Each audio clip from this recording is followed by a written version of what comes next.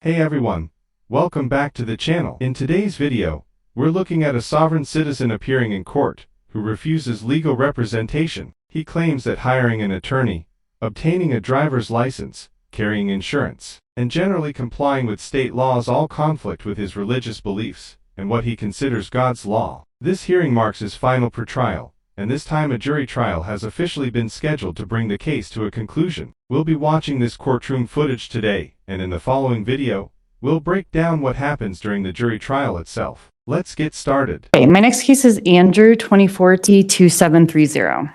Good morning. Happy New Year. Happy New Year. We're set for a pretrial readiness date. Are you ready for trial on the 15th? I am. Okay. And Mr. Myers, is this your case? It is, Your Honor. Are you ready for trial? The people also are announcing ready for trial. For the prosecution, any pretrial issues that we need to take up? Just one thing from the people, Your Honor. I'm not sure if it's a pretrial issue. From what I'm seeing, I'm not 100% sure if Andrew has come to our office to pick up discovery yet. And so I just wanted to get kind of an update on that. We can give him the sheet again today, just so that we're not there the morning of trial, kind of showing the discovery in the case. I just want to make sure that I've done a full Arguello advisement as well, because I think we had. All right, I don't think I have, so I'm just going to make sure, Andrew, that you understand. This is an advisement I'm required to give if someone decides to represent themselves. And so I just want to make sure that the record's clear. All right. That you are making a choice to represent yourself. So do you understand that you have a right to represent, be represented by counsel throughout this case? I've been told that. Well, thank you very much. As far as the benefit or firsthand knowledge of communicating with any legal professionals on the matter, I really don't have experience on the matter to speak and say, yeah, I understand what that would. But I don't want to cause controversy, and I don't want to be belligerent or cause dishonor in your courtroom.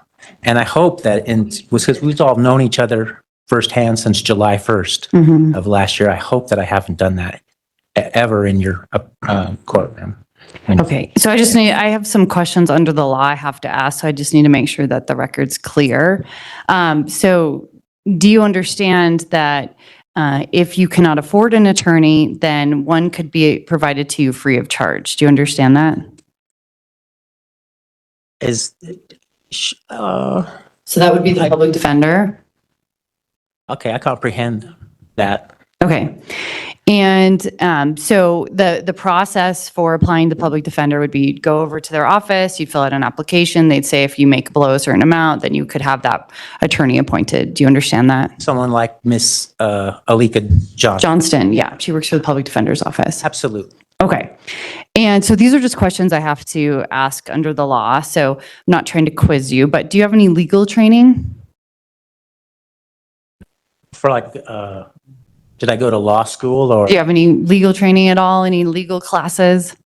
Every time I hear them say that, I can't help but wonder, if you don't have any legal education, why pretend that you do? It's like asking someone who needs surgery whether they have medical training. When the answer is no, it begs the question, why would you ever try to operate on your... Okay. And then for the failure to display proof of insurance, you're facing a maximum sentence of a year in jail, $1,000 fine.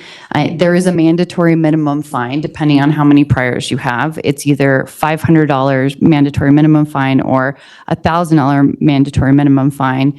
Although the court can half those mandatory minimum fines if you provide proof of current insurance. Driving under suspension is a traffic infraction, and as well as expired license plates.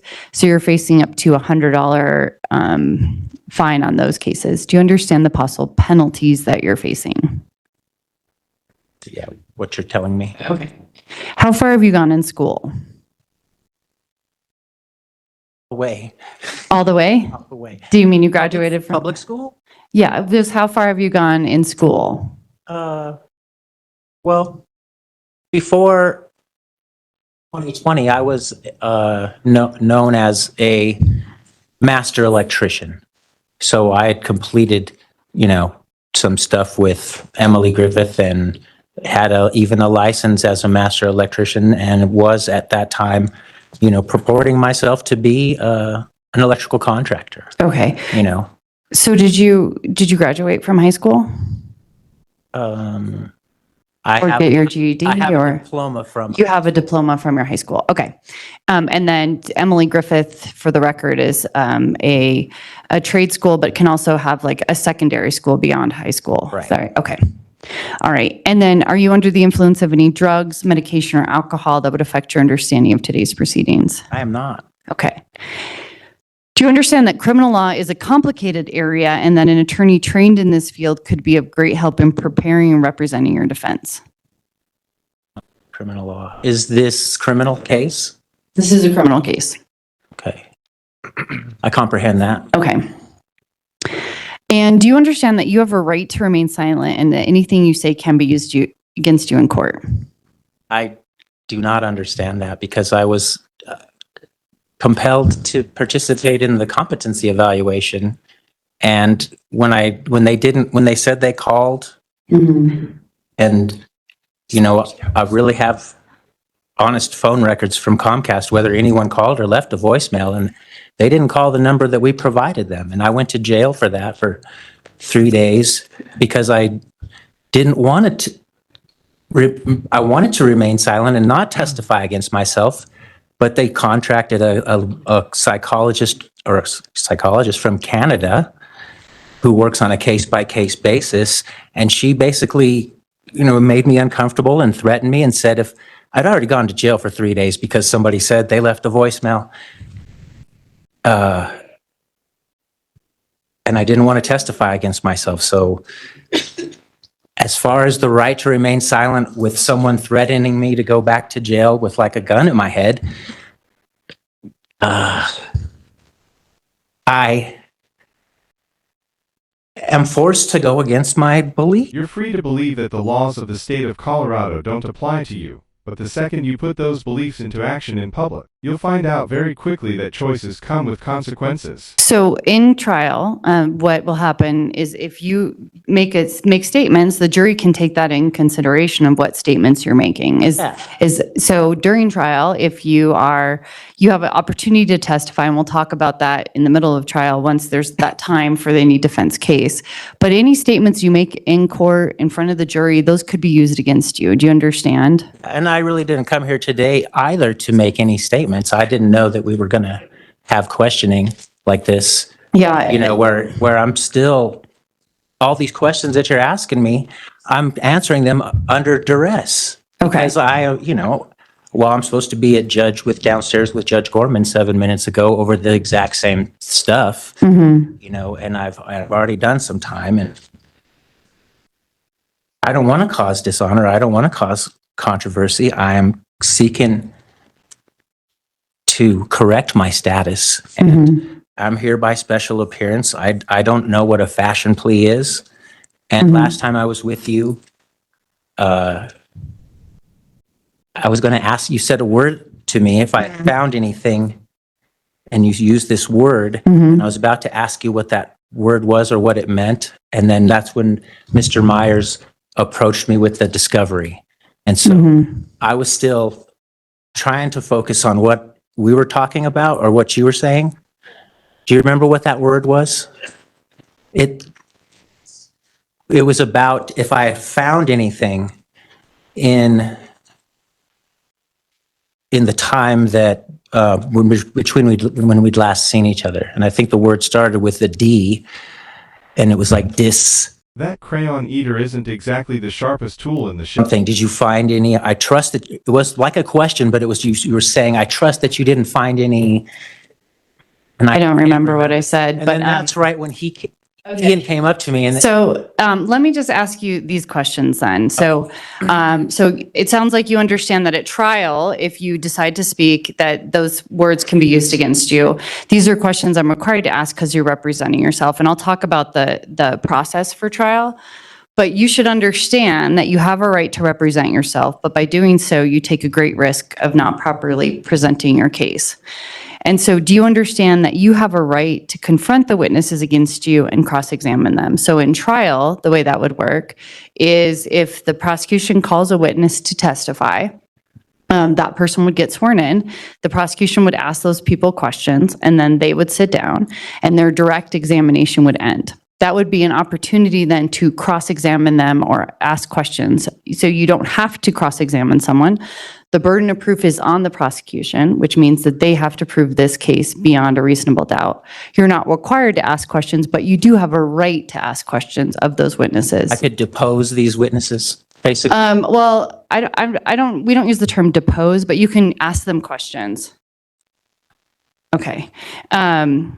And so you can ask them questions under the law as part of the trial. Do you understand that? Okay. And do you understand that you have a right to have witnesses you choose compelled to appear and testify on your behalf? So if you believe that someone, you'd like to bring in a witness, I'm not sure if there was anyone there with you on that day, but if there's someone that would come voluntarily, you can just ask them to come in and they could testify on your behalf. If you want someone to receive a court order, there is a process that you would go in.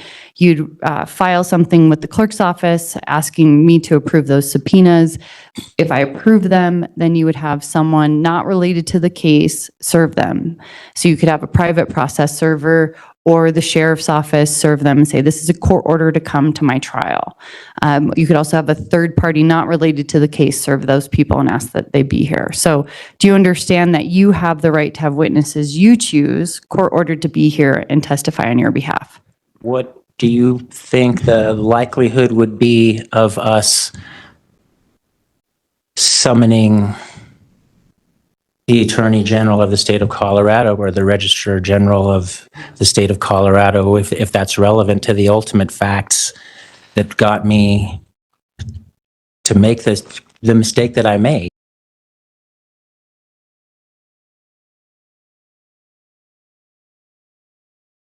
You can always file something in writing, and then because you're not represented by an attorney can issue those subpoenas, but because you're representing yourself, you have to file something with the court, make grounds as to why you believe that the court should approve that subpoena. And so I would say I've never seen the Attorney General for Colorado come in and testify on a traffic case.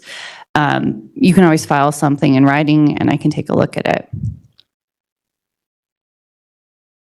And let me just correct the record. Okay, go ahead. Can I do that as the authorized representative of Andrew Lawrence? I know that you are appearing today as if you are representing you're the authorized representative. I'm here making a special Mhm. appearance. I've come here to do that. So you can file whatever you'd like if you believe that someone can support your case, and then I'll file something in writing. That's the cleanest way to do that. I just want to clarify, I guess I said it was driving under restraint, but you're charged with driving without a valid driver's license. And let me just confirm that.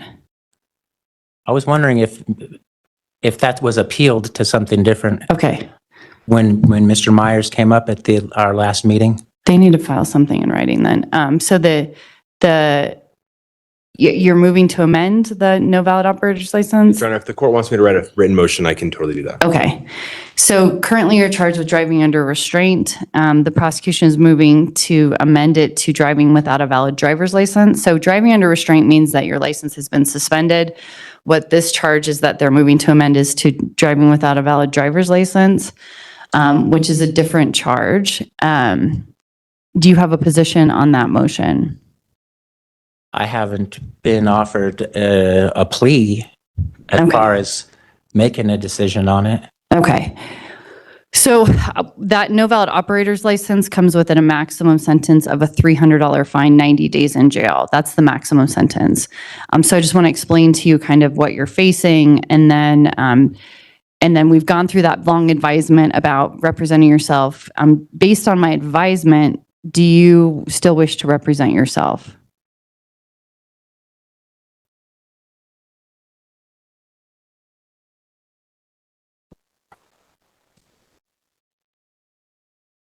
I'm not sure of the legal implications of me using the word myself.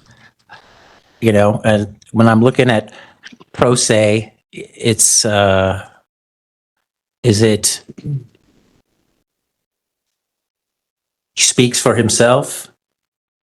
So are you making a knowing decision to not use an attorney in this case? Based on, yes, based on what the Bible tells me that Jesus says about attorneys. What he's likely referencing are Luke 11:46 and 11:52, which say, "Woe to you lawyers, for you place heavy burdens on people that are hard to carry." In context, those passages aren't attacking modern legal professionals. They're aimed at religious authorities, who created self-serving rules that made it nearly impossible for everyday people to truly follow God. What I find ironic is that they completely overlook 1 John 2:1, where Jesus is described as an advocate for those who sin. In the original Greek, Jesus is called a parakletos, meaning someone who is called alongside another as a defender or legal advocate. So while the judge is here today to apply the law, the Bible itself actually supports the idea of having an advocate at your side to help you navigate it. Okay. All right. So I'm going to find that your decision to, as I deem it, represent yourself because you're not using the public defender, you're not hiring an attorney, is made knowingly, voluntarily, and intelligently after a full advisal of your rights that you have in this matter. I've explained how to have a subpoena based on my observations of Andrew. I make a determination that he, based on his demeanor today, he does understand everything that I've just advised him of. And so I will find the waiver of counsel been made knowingly, voluntarily, and intelligently. So the prosecution has said you have not picked up discovery, which is the evidence in the case. So we can give you information to do that, but so that there aren't any surprises on the day of trial, you should go there today to pick up that discovery and make sure that you have that so that you're prepared, okay? Okay.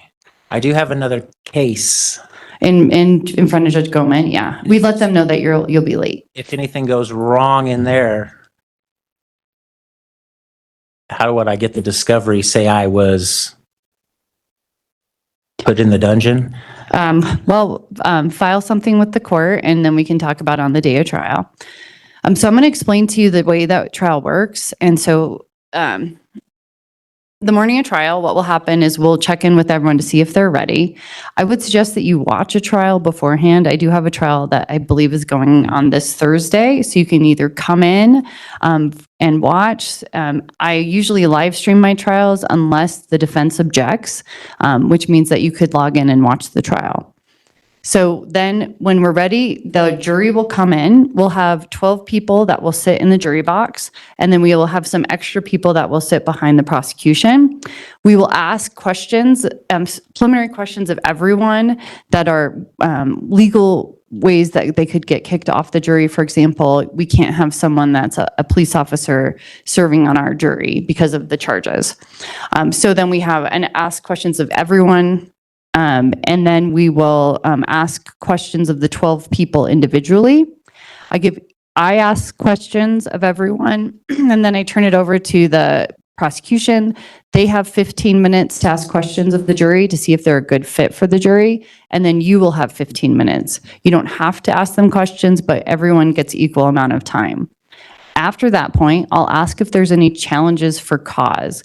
What challenges for cause are whether you believe that under the law, this person cannot be fair. And so there have to be legal reasons for them to not serve on our jury. Once we decide the challenges for cause, if anyone is dismissed for a challenge for cause, the extra jurors that we have in the back will sit in that person's seat. And then we do what's called peremptory challenges, which means that each side gets three people that they can ask not to be on the jury without stating a reason for doing so. How is anyone supposed to verify your license if you can't even prove you are who you say you are? At that point, you're honestly working against yourself more than for each party, and I'll issue a written order regarding this, but each party, so I'll say for the prosecution, you exercise your first peremptory, and then they will decide the jurors will be numbered. So if everyone's happy with juror 1 through 6 and they accept that jury, then we will have 1 through 6 on our jury. If someone says, no, I don't want number 6, then number 7 will then be on our jury.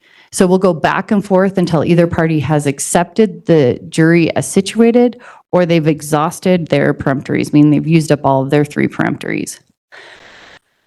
So once we do that, then we'll have a jury. We'll take a break. I'll swear in the jury, and then we'll start the presentation of evidence. Then the jury will come back in. I'll have some instructions to read to them, and then we'll go to opening statements. Opening statements are not evidence, but they give you an opportunity to tell the jury what evidence you expect to be presented. You don't have to make an opening statement. You can also reserve any opening statement until the presentation of your case. So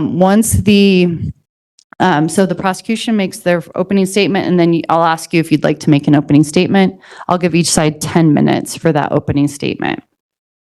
Then we go to the prosecution will call any witnesses that they believe prove their case beyond a reasonable doubt. For the prosecution, how many witnesses do you intend to call? Just one moment, Your Honor. So what will happen is for each witness, the prosecution will ask that witness questions, and then they'll sit down. And then that will be your opportunity to cross-examine or ask questions. Again, you don't have to cross-examine them, but if you decide to do that, you've made a decision to represent yourself. However, there are certain bounds, so I can't help you through this, but I can explain to you my rulings. One of the things that people that represent themselves or don't have a lawyer, they get in trouble is they try to ask questions that are not relevant to the case in question. So there may be an objection on relevance, and I'll kind of explain to you what you have to, but you have to focus on whether you are guilty or not guilty of the offense and the charges on from that day. The other point that people that represent themselves get into trouble is that they start to argue with the witness. So just make sure that you are asking questions and you're not arguing. Okay, all right. And so then your questions will be done. The prosecution can do what's called a redirect, which asks questions that are related to the questions that came up. So they can't go through everything again, but they can clarify things that came up in cross-examination. We go back and forth until, for each witness, that same process. Then the prosecution rests, and then there will be time, I'll give you a full advisal as to whether you'd like to testify to the jury, and I'll give you an explanation of that. That would be the time to call any witnesses that you believe would help your defense, although again, you're not required to present any evidence. But any witness, or if you choose to testify, will be subject to cross-examination. So by the prosecution can ask your witnesses questions just as you were allowed to ask them questions. You will also be allowed to do what's called a redirect, which is again, if after the cross-examination is done, you'll be able to clarify anything that came up. Once you rest, the prosecution can do what's called rebuttal, which means just asking calling any witnesses that they believe rebut what came up in your case. Then everyone rests and we go to closing arguments. I'll give 10 minutes for closing argument if we are doing closings before 4, 15 minutes if it's after 4 o'clock. And then we read jury instructions, read jury instructions, then we go to closing, and then the jury will deliberate, and then we'll come back and once they return a verdict, they'll come back into court. Do you have any questions about the procedure? That's 3 people from each side who won't have to suffer through the mental and auditory torture of listening to sovereign citizen nonsense. Anything else for the prosecution?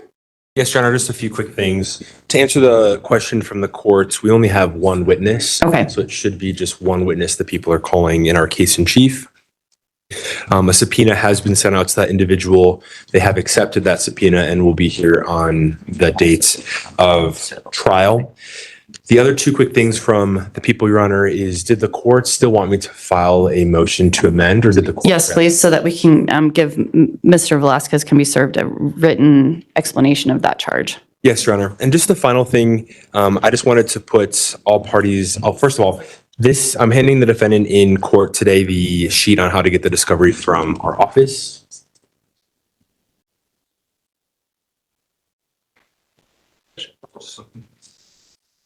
Opposed?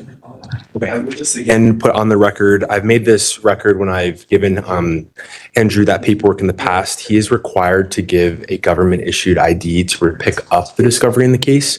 So I just again wanted to flag that potential. Is there a way to flag the case to just ask that they provide Mr. or Andrew a discovery without that ID? I can put that into my file, Your Honor. I think the discovery kind of their procedures might be a little bit over my auspices, but I can put that in our file to see if they'll be able to do that.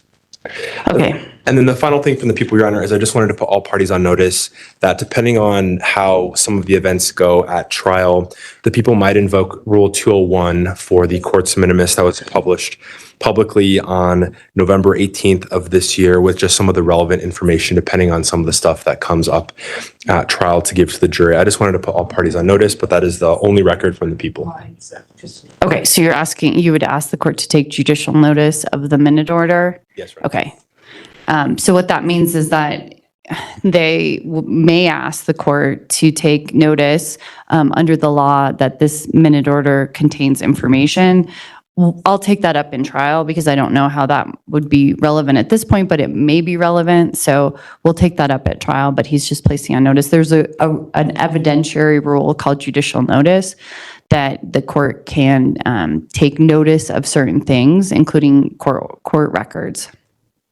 And that's Rule 201? 201. Mm-hmm. Right. Okay. And Your Honor, if the court could, I can put in my file as well, but if the court puts an order potentially saying that he should be ordered to pick up the discovery, obviously understanding his the issue of the government ID, I can also note that for our staff. I think hearing it for myself, but also hearing it from the court would be beneficial as well. Okay. I mean, I'll put in a note that he receives information. I'll tell him that he has to pick it up, but it's his determination of what he'd like to do. If he's making a choice not to, then. Yes, sir. Well, does that help? Well, like what he's saying, for them to release it? I don't understand your question. Like if I go down there with no government issued ID and no, Do you not have a government issued ID? Yes, I have a question. Will the jury be provided with actual cookies and coffee, and not the crayon and glue breakfast the sovereign citizen seems to run on every... Okay. How many pages of discovery? Is there a body-worn camera as well? Give me just one moment, Your Honor.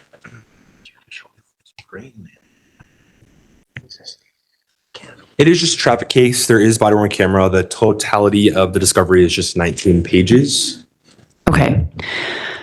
I guess what I'll say is that I'd ask that you just flag the case and say that Mr. Velasquez does not have, or Miss Andrew does not have a government ID, and then maybe be prepared to just print that out so that he can have it.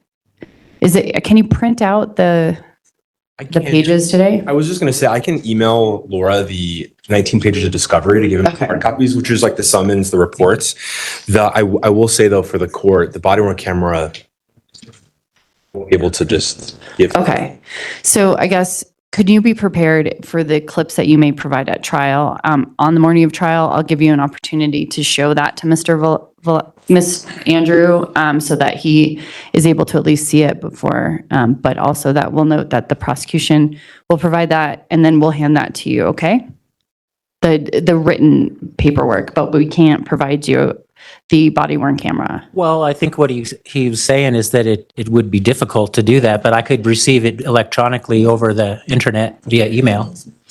I think it's too large. Mr. Myers, have you made a determination of what clips you're going to be entering into? How long is the body-worn camera? The body-worn camera clips, Your Honor, when we have reviewed it, that would be admitting at trial will probably be just a few minutes in totality. I think it will be probably 2, maybe 3 clips, but they should not be very long in nature. So Okay. we'll eventually go back to the jury if it's tendered at trial, would be just a few minutes of body-worn camera. So we can definitely, the morning of, take a moment to show him on our devices. Okay. What I could provide also, No worries. Do you what are want those things called? to email it to you or to? A USB? USB drive? flash drive? A flash Yeah. drive. I could provide that and then get the Are you able to just show him the clips today? That way we're all ready for trial in the I can morning. see the whole thing, the whole, Yeah, it's difficult, not having an ID. So, I know. I guess what I'll ask is that court asks prosecution to flag the file and that prosecution to provide discovery without an ID, and then you can talk to your office if that's something that they will do. We'll flag that for our officer. Okay. And then we'll print out that paper for you today, Andrew, and then any other questions for me? Do we want to disclose the name of the witness today? Sure. I think it's already been disclosed, but which witness are you planning to call? Yes, Your Honor. It is Officer Donovan Reetz, R-E-E-T-Z, of the Wheat Ridge Police Department. And it would be his body-worn camera that we will be introducing to the jury. I will just also note for Andrew, there was, I think, 5 or 6 different law enforcement officers that arrived.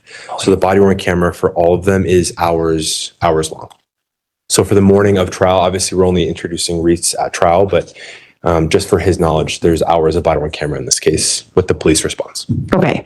So I guess I'll just ask that you talk to your office and provide that to him. Okay. So Andrew, go there today, and then hopefully if there's any issues, you can request a hearing prior to trial, and we can talk about that. Okay. Thank you. All right. Any questions for me? Did you recall what the word was?